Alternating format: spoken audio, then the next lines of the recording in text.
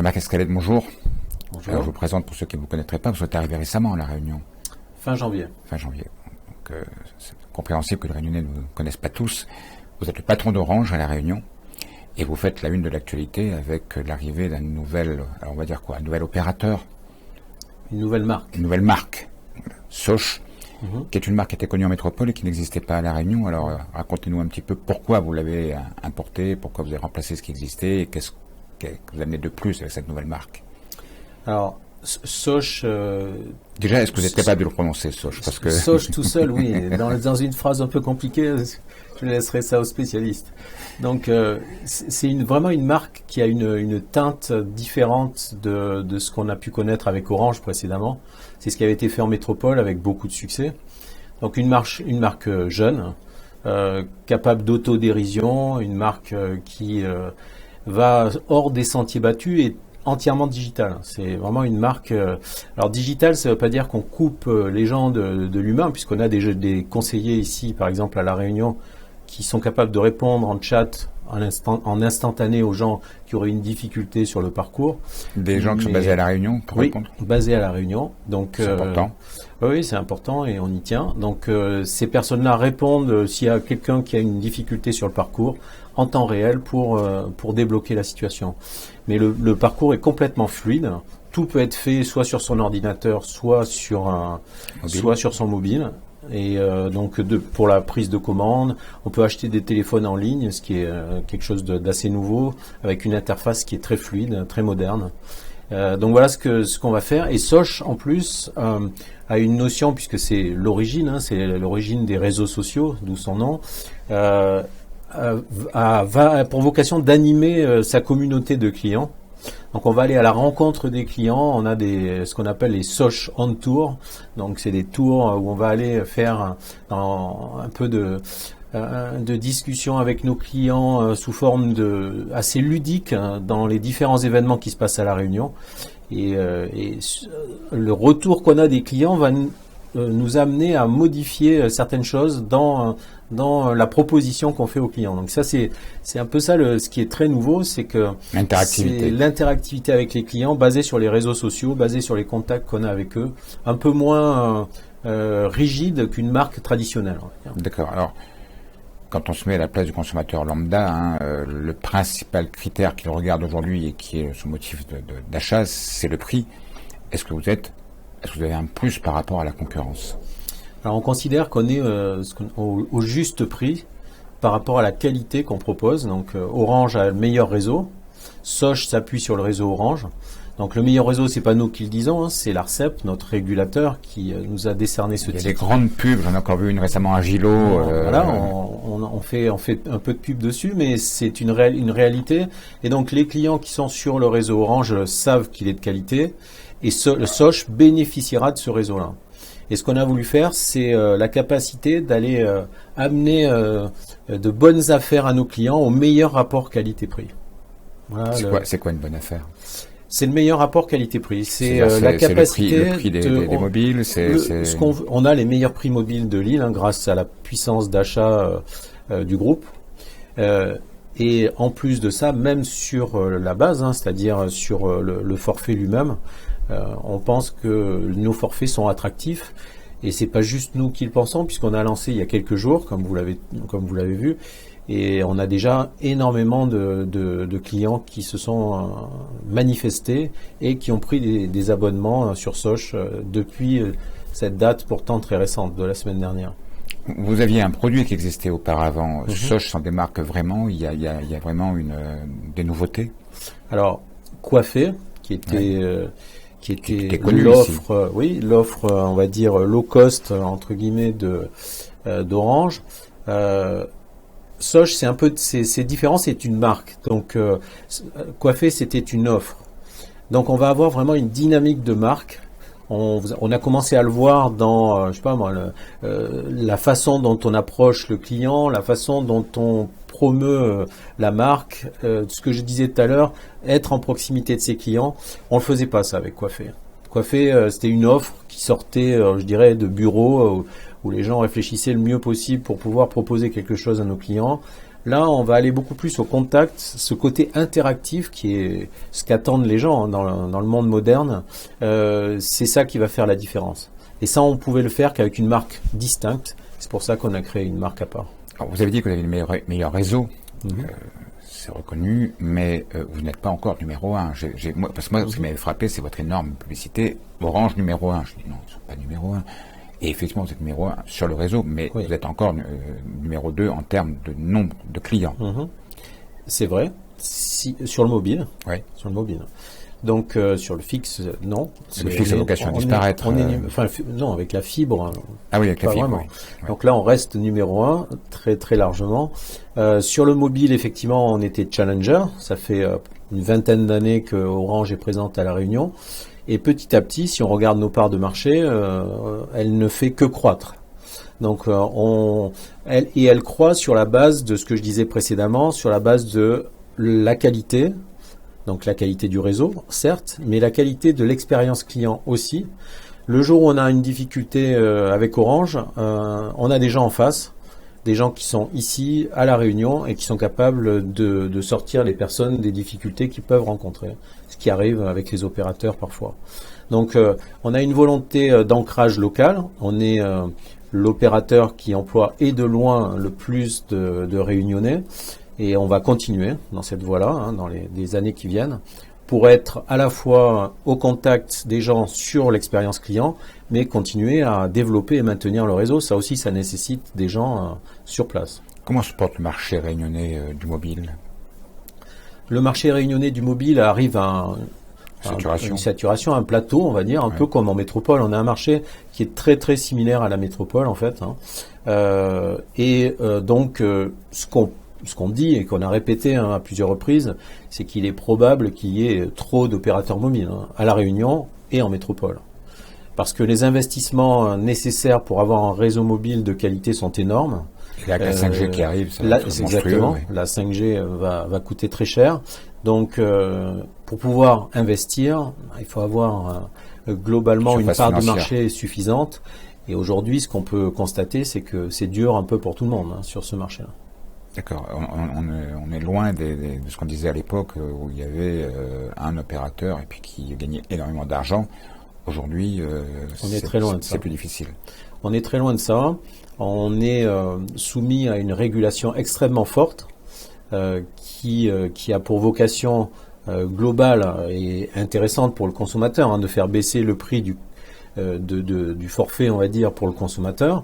Ça s'est vu dans l'histoire, les prix n'ont fait que baisser. Aujourd'hui, je dirais, globalement, La Réunion et la métropole ont des prix similaires sur le mobile et ce sont des prix parmi les moins chers du monde, si on regarde ce qui se passe ailleurs.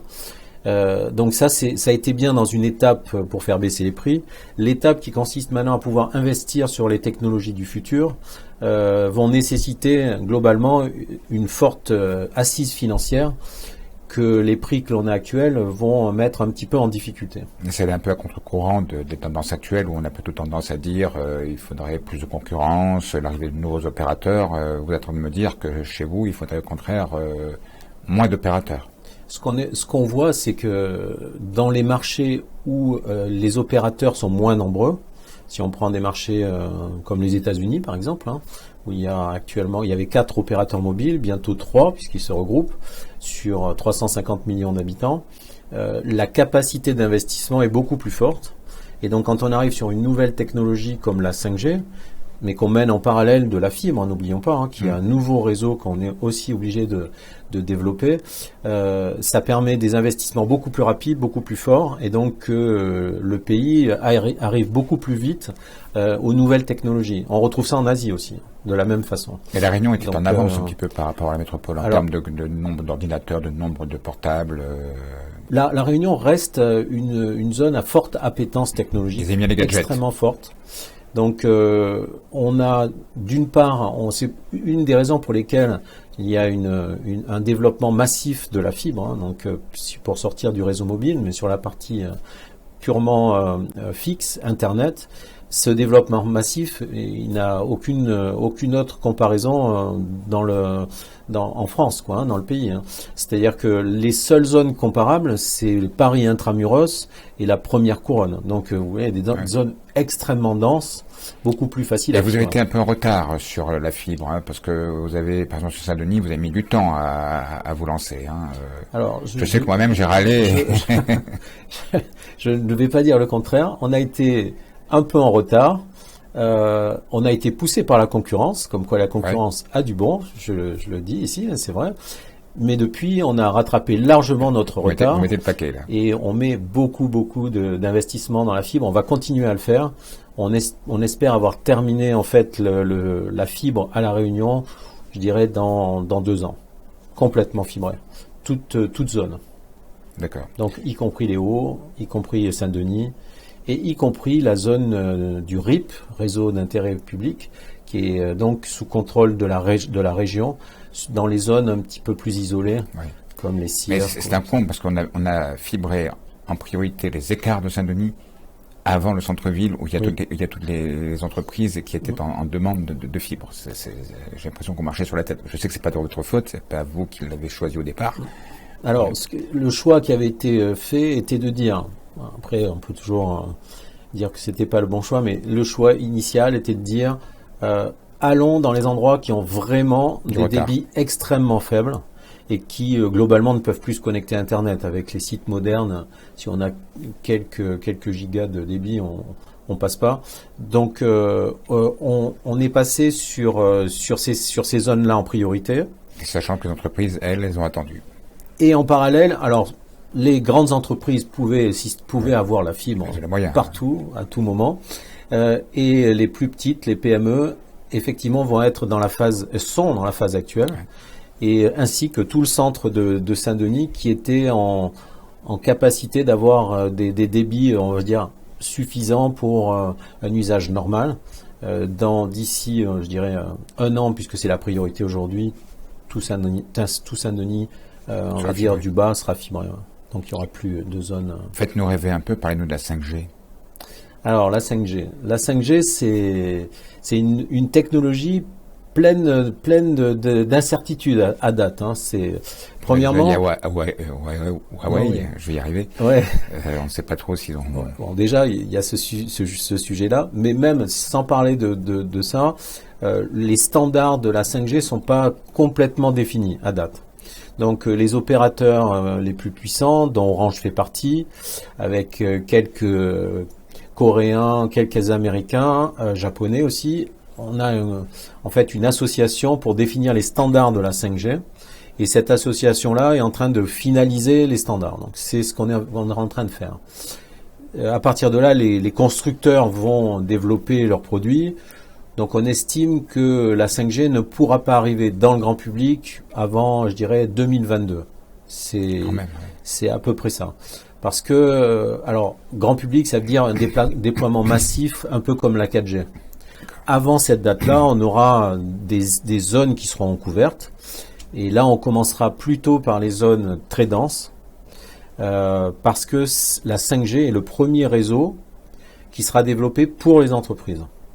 Dans le domaine du mobile, tous les réseaux avaient été développés pour le grand public, pour développer, je sais pas, le débit par exemple, la 4G, la vidéo, pour pouvoir faire de la vidéo, etc. Mais là, sur la 5G aura des fonctionnalités spécifiques pour, par exemple, piloter des objets connectés, qui seront de plus en plus nombreux, qui le sont déjà, mais qui le seront encore plus. Les voitures, parce qu'elles auront un temps de réponse très très court, c'est ce réseau-là, et de définir des sortes de tuyaux virtuels sur lesquels on pourra envoyer ou recevoir des données spécifiquement pour une entreprise.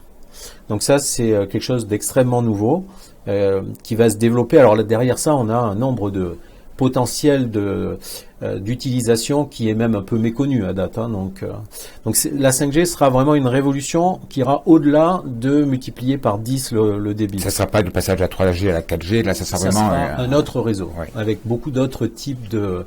Mais si vous dites que ce sera par poche, par tâche, on pourra passer facilement de la 4G à la 5G. Oui, ça oui, c'est sûr. On sait déjà, ça fait partie des travaux sur les standards dont je parlais tout à l'heure. C'est la capacité à migrer d'un réseau à l'autre pour pas qu'un utilisateur soit bloqué ou coupé à un moment donné. Donc ça, c'est sûr que ça marchera très bien. Après, la question qui va se poser, c'est comment on continue à faire vivre tous ces réseaux. Parce qu'aujourd'hui, on vit 2G, 3G, 4G. 4G+, on n'en parle pas trop, mais qui est une sorte de réseau particulier. Donc on a en fait 4 réseaux en parallèle, et demain un 5e.